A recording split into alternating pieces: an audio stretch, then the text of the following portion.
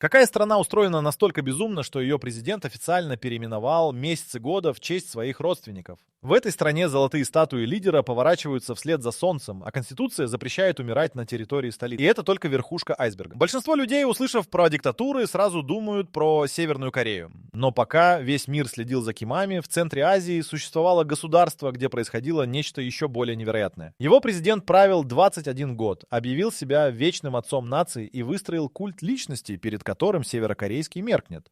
Речь про Туркменистан, страну, где газовый кратер горит уже 50 лет, где за критику власти сажают родственников критика, и где государственное телевидение однажды запретило показывать плохую погоду. Вся эта система держится на одном: на нефти, страхе и полной изоляции от внешнего мира. Туркменистан официально считается республикой. В Конституции прописаны выборы, парламент, разделение властей.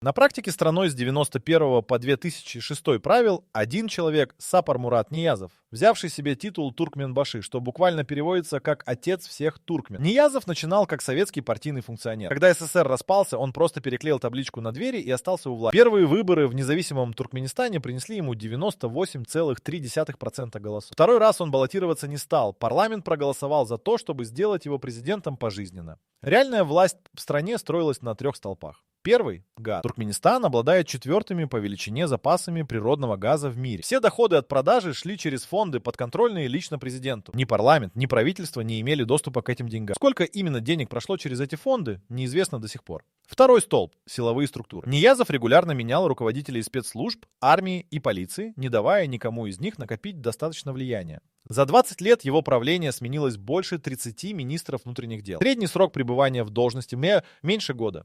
Любой чиновник, набравший хоть какой-то политический вес, немедленно получал обвинения в коррупции и исчезал в тюрьме. Третий столб.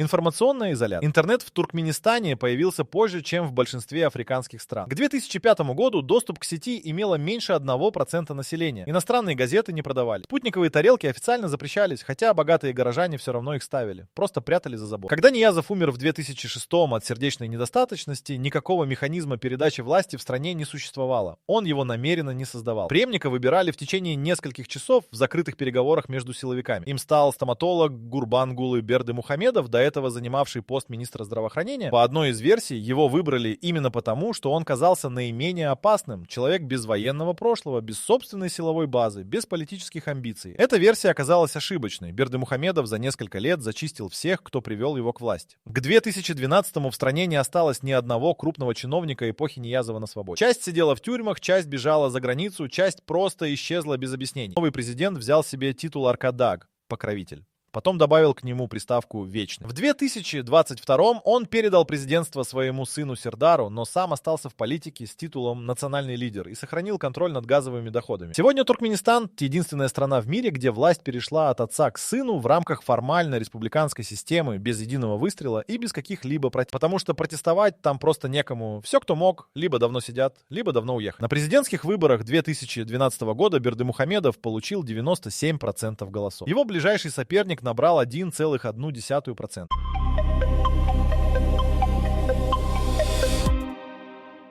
Остальные 8 кандидатов разделили между собой оставшиеся 2%. Международные наблюдатели зафиксировали нарушения на каждом избирательном участке, где им разрешили присутствовать. Туркменская избирательная система устроена так, что само слово «выборы» теряет смысл. Кандидатуры на президентский пост утверждает специальная комиссия, подконтрольная действующему президенту. Политических партий, кроме правящей демократической партии, до 2012-го не существовало вообще. Потом Бердымухамедов разрешил создать еще 2 партии. Обе немедленно заявили о полной поддержке президентского курса и с тех пор не выдвигали ни одного критического предложения. Процедура голосования выглядит следующим образом. Гражданин приходит на участок. Ему выдают бюллетень с несколькими именами. Все кандидаты заранее публично поддержали действующего президента. Некоторые из них в интервью государственным СМИ прямо говорили, что голосуют за Бердымухамедова, а не за себя. После голосования явка официально объявляется выше 98%. В стране с населением 6 миллионов человек это означает, что проголосовали практически все взрослые граждане, включая тяжелобольных и людей, находящихся за рубежом. Явка обеспечивается административным давлением. населением. Работники государственных предприятий, а в Туркменистане почти все предприятия государственные, обязаны отчитаться перед руководством о том, что проголосовали. Студентов привозят на участки организованными группами. В сельских районах местные чиновники лично обходят дома и сопровождают жителей до урны. Отказ от участия в голосовании может повлечь проблемы с работой, жильем или документами. В 2017 на выборах впервые появился кандидат моложе 40 лет. Им оказался 35-летний чиновник, который в своей предвыборной программе предлагал ускорить реализацию инициатив президента Бердымухамедова. Это был максимальный уровень оппозиционности, допустимый в туркменской политике. Парламентские выборы устроены по той же схеме. Меджлис, туркменский парламент, состоит из 125 депутатов. Все они члены провластных структур. Законы, противоречащие президентским указам, не принимались ни разу за всю историю независимого Туркменистана. Депутаты регулярно голосуют единогласно, даже по вопросам, где единогласие физически невозможно без предварительного согласования каждого голоса. Конституционные реформы в стране проводятся регулярно, но всегда в одном направлении – расширение президентских полномочий. В 2021 Конституцию изменили так, чтобы снять возрастное ограничение для президента. Поправку приняли за 2 недели. Через несколько месяцев Бердымухамедов объявил, что передает власть сыну, именно тому, которому новая Конституция открыла дорогу без возрастных ограничений. Сердар Бердымухамедов победил на выборах 2022 года с результатом 72%. Это был самый низкий результат для туркменского президента за всю историю страны. Государственные СМИ подали это как свидетельство демократического прогресса. Туркменистан занимает 4-е место в мире по запасам природного газа.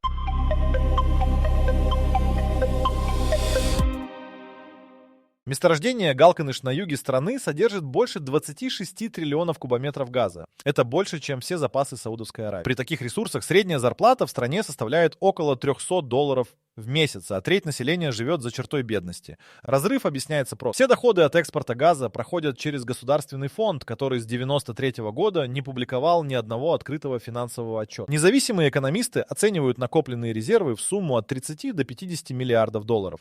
Однако точные цифры не знает никто за пределами узкого круга президентского окружения. Международный валютный фонд несколько раз запрашивал данные о бюджете. Каждый раз получал отказ. При Ниязове газовые контракты заключались лично президентом без каких-либо тендеров или парламентского одобрения. Основным покупателем туркменского газа был российский «Газпром», который перепродавал его в Европу с многократной наценкой. Туркменистан при этом получал значительно меньше рыночной цены. Куда уходила разница? Официально не установлено, однако несколько журналистов-расследователей, изучавших эту схему, были высланы из страны или задержаны. Бердымухамедов переориентировал газовый экспорт на Китай. В 2009-м открылся газопровод Туркменистан. Китай протяженностью почти 2000 километров. Сегодня Китай покупает около 40 миллиардов кубометров туркменского газа в год. Условия контракта засекречены. Известно лишь, что Китай выдал Туркменистану кредиты на строительство инфраструктуры на сумму около 8 миллиардов долларов, и страна до сих пор их выплачивает газовыми поставками. Внутри страны нефтегазовые доходы распределяются через систему государственных субсидий. До 2019-го газ, электричество и вода для населения были практически бесплатными. Это была главная витрина туркменского процветания. Потом субсидии начали постепенно сворачивать. Сейчас тарифы выросли в несколько раз, однако государственные СМИ об этом не сообщают. Строительный сектор, второй по значимости канал распределения денег. Ашхабад за 20 лет превратился в город белого мрамора. Официально в столице больше 500 зданий, облицованных белым мрамором, что делает ее рекордсменом книги Гиннесса. Стоимость этого строительства оценивается в десятки миллиардов долларов. Подрядчиками выступали преимущественно турецкие компании. Не через открытые тендеры, а через прямые договоренности с президентским окружением. Параллельно обычные туркмены сталкиваются с дефицитом наличных денег. С 2016-го в стране периодически возникают очереди у банкоматов. Люди не могут снять собственные зарплаты. Официальный курс маната к доллару и реальный рыночный курс отличаются в 2-3 раза. Импортные товары в магазинах стоят по официальному курсу, но купить доллары по тому же курсу невозможно. Словом, их просто нет в свободной продаже. Богатейшая газовая страна региона не может обеспечить своих граждан наличными деньгами. При этом в Ашхабаде строится новый президентский дворец стоимостью по оценкам более $1 миллиарда. Туркменская армия официально насчитывает около 35 тысяч человек. По меркам региона это немного. Соседний Иран содержит армию в 10 раз больше.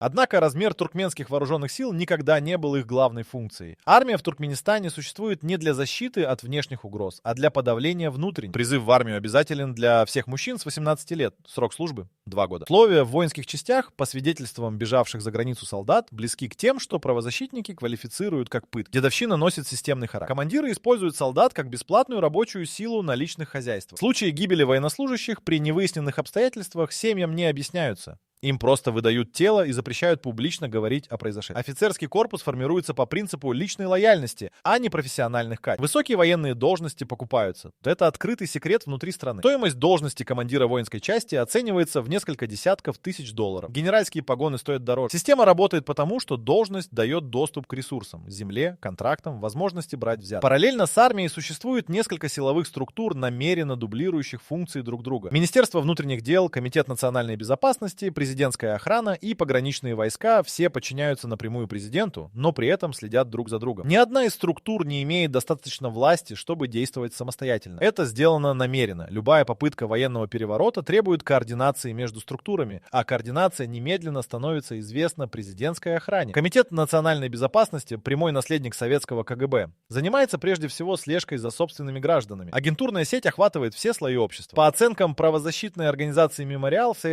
в советское время один осведомитель приходился примерно на 400 человек населения. В современном Туркменистане, по косвенным данным, соотношение примерно такое же. Особую роль играет пограничная служба. Туркменистан граничит с Афганистаном, Ираном, Узбекистаном, Казахстаном и Каспийским морем. Граница с Афганистаном протяженностью 744 километра официально считается одной из самых охраняемых в мире. Попытка незаконного пересечения границы карается сроком до 25 лет заключения. Это делает иммиграцию крайне рискованной для тех, кто не может позволить себе легальный выезд. Легальный выезд за рубеж до 2019-го требовал специального разрешения, так называемый выездной виз. Гражданин должен был объяснить, куда едет, зачем и насколько. Отказ не объяснял. Список лиц, которым запрещен выезд, засекречен и может включать родственников диссидентов, журналистов и просто людей, попавших в немилость к местным чиновникам. Военный бюджет страны официально не раскрывает. По косвенным оценкам он составляет около 2% от валового внутреннего продукта. Меньше, чем у большинства соседей. Основная часть расходов на безопасность идет не на армию, а на внутренние силовые структуры. В стране, где главная угроза власти исходит изнутри, это единственная логичная расстановка приоритетов. 90% туркмен номинально считаются мусульманами.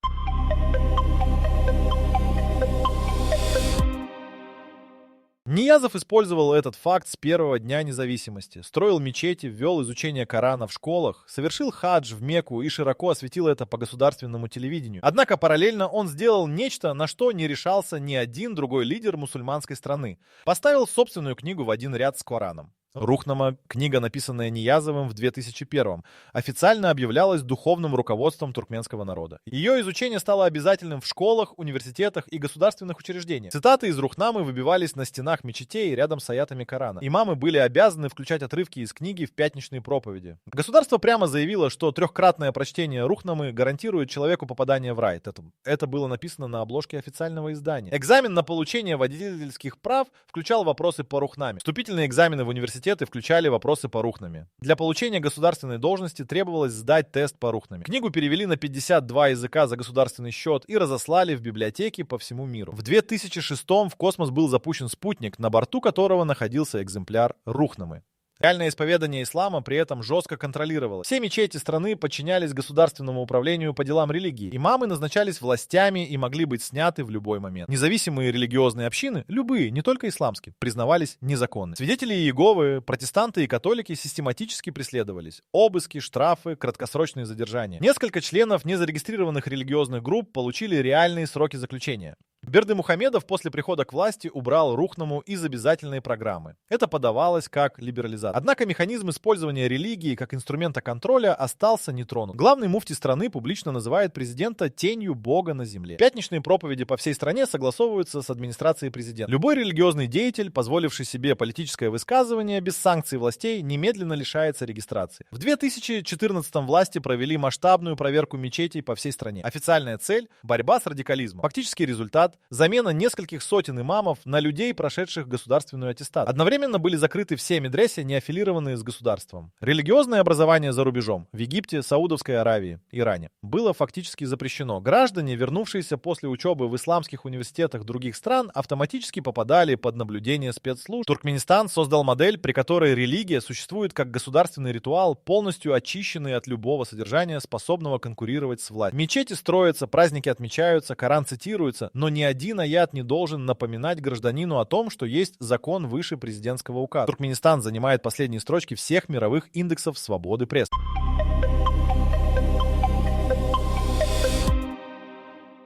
В рейтинге организации «Репортеры без границ» страна стабильно держится в тройке худших, рядом с Северной Кореей и Эритреей. Разница между Туркменистаном и Северной Кореей в этом контексте одна. Про Северную Корею мир хотя бы знает. Про Туркменистан почти нет. Все средства массовой информации в стране государств. Частных газет, телеканалов или радиостанций не существует. Государственное телевидение транслирует 3 основных нарратива: успехи президента, достижения туркменского народа и угрозы со стороны внешних врагов. Прогноз погоды, как уже упоминалось, не может содержать плохих новостей. Дикторам запрещено сообщать о дожде или холоде, если это противоречит образу процветающей страны. Иностранные журналисты получают аккредитацию крайне редко и только для освещения заранее согласованных мероприятий. Съемка на улицах Ашхабада без разрешения запрещена. В 2018-м французский журналист попытался снять репортаж об очередях у банкоматов. Его задержали в течение 20 минут после начала съемки, изъяли оборудование и выслали из страны в течение суток. Внутри страны информация о реальном положении дел распространяется через несколько каналов. Первый — диаспора. За рубежом живут от 700 тысяч до миллиона туркмен, преимущественно в России и Турции. Они поддерживают связь с родственниками дома и передают информацию правозащитным организациям. Второй канал — нидерландское радио «Азатлык», туркменская служба организации «Радио Свобода». Его сигнал глушится на территории Туркменистана, однако часть граждан слушает через интернет с использованием анонимных сетей. Интернет в стране формально доступен, но в реальности представляет собой жестко отфильтрованную версию. Заблокированы все крупные социальные сети, мессенджеры и новостные ресурсы, публикующие критические материалы о Туркменистане. Скорость соединения намеренно ограничивается, то это делает использование анонимных сетей затрудненным. Стоимость интернета при средней туркменской зарплате сопоставима с несколькими днями работы. Граждане, передающие информацию за рубеж, рискуют уголовным преследованием. Статья о государственной измене применяется в том числе к людям, рассказавшим иностранным журналистам о дефиците продуктов или очередях за хлебом. В 2021 был задержан мужчина, отправивший фотографию пустых полок в магазине своему родственнику в России. Он получил 3 года заключения. Тюрьма в Туркменистане — отдельная закрытая система. Правозащитники фиксируют случаи насильственных исчезновений. Людей задерживают без предъявления обвинений, родственникам не сообщают о местонахождении задержанного месяцами. Организация «Мемориал» задокументировала больше 100 таких случаев только за период с 2005 по 2015 год. Реальная цифра, по оценкам правозащитников, значительно выше. Самое показательное в туркменской информационной системе не то, что власть скрывает плохие новости. Это делают многие авторитарные режимы. Показательно то, что она скрывает сам факт их скрытия. Официальная позиция состоит в том, что в стране нет никаких ограничений свободы слова. Эту позицию туркменские дипломаты последовательно отстаивают на всех международных площадках с документами, статистикой и ссылками на Конституцию, гарантирующую свободу прессы. В 2015-м туркменский студент по имени Мурат учился в университете Стамбула.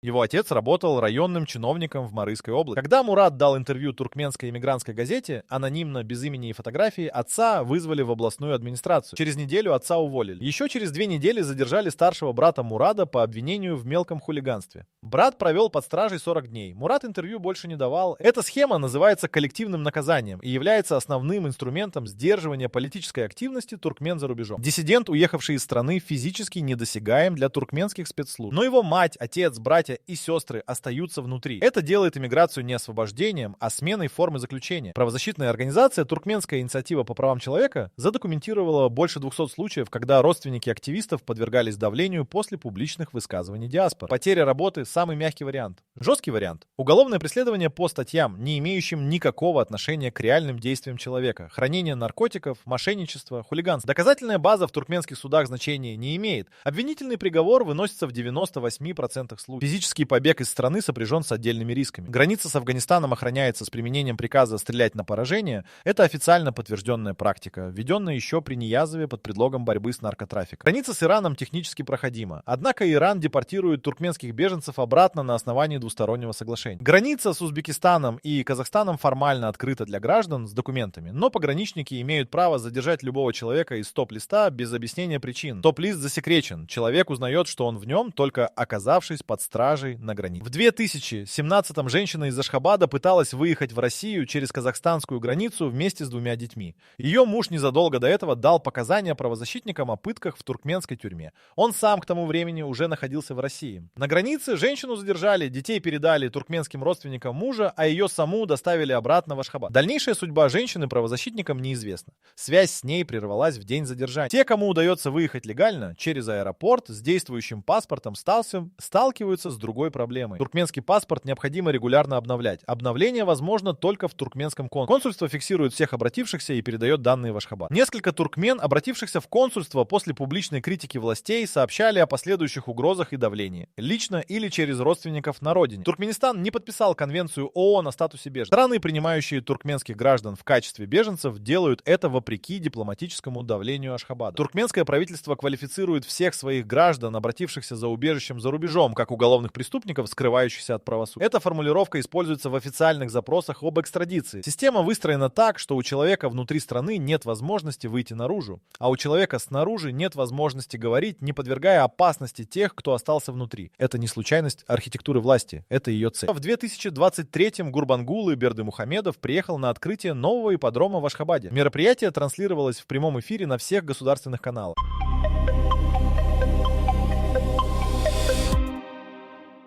Бывший президент, ныне носящий титул национального лидера, лично проскакал круг на Халтекинском жеребце под аплодисменты трибун. Его сын, действующий президент Сердар, стоял в первом ряду и аплодировал вместе со всеми. Государственные СМИ назвали это событие символом процветания туркменского народа. В тот же день в очереди у банкоматов Ашхабада люди стояли по 3-4 часа, чтобы снять эквивалент $20 наличными. Вопрос, с которого начался этот рассказ, звучал так. Какая страна устроена настолько безумно, что ее президент переименовал месяцы года в честь своих родственников? Ответ — Туркменистан. Но настоящий вопрос не в этом. Настоящий вопрос в том, как такая система вообще держится. Ответ состоит из нескольких частей. Первое – деньги. Газовые доходы позволяют власти содержать силовой аппарат, строить белые дворцы и поддерживать минимальный уровень субсидий, достаточный для того, чтобы люди не умирали от голода. Вторая часть – изоляция. Большинство туркмен не имеют реального представления о том, как устроена жизнь за пределами страны. Сравнивать не с чем. Третья часть – страх. Не абстрактный, а конкретный. Страх за работу, за родственников, за детей. Четвертая часть, и это самое важное,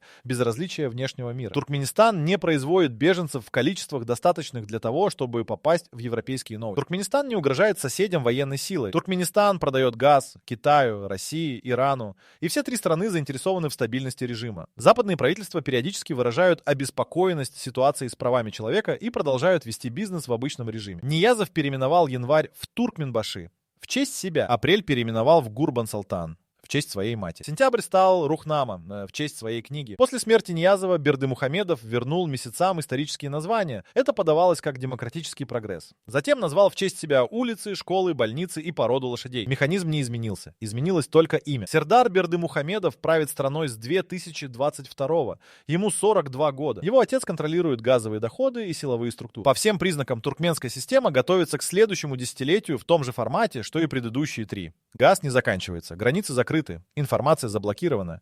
Единственное, что меняется, это статуи. Золотая статуя Ниязова, которая поворачивалась вслед за солнцем, была демонтирована в 2010-м и перенесена на окраину города. На центральном постаменте теперь стоит другая фигура. Чья? Догадаться несложно. Туркменистан не аномалия и не исключение. Это логически последовательная система, построенная людьми, которые очень хорошо понимали, что делают. Каждый ее элемент, выборы без выбора, армия против народа, религия как ритуал, информация как оружие, существует не по случайности, а по расчету. Эта система пережила одного президента, породила второго и уже передается третьему. Пока горит газовый кратер Дарваза, а он горит уже больше 50 лет, у нее нет причин меняться.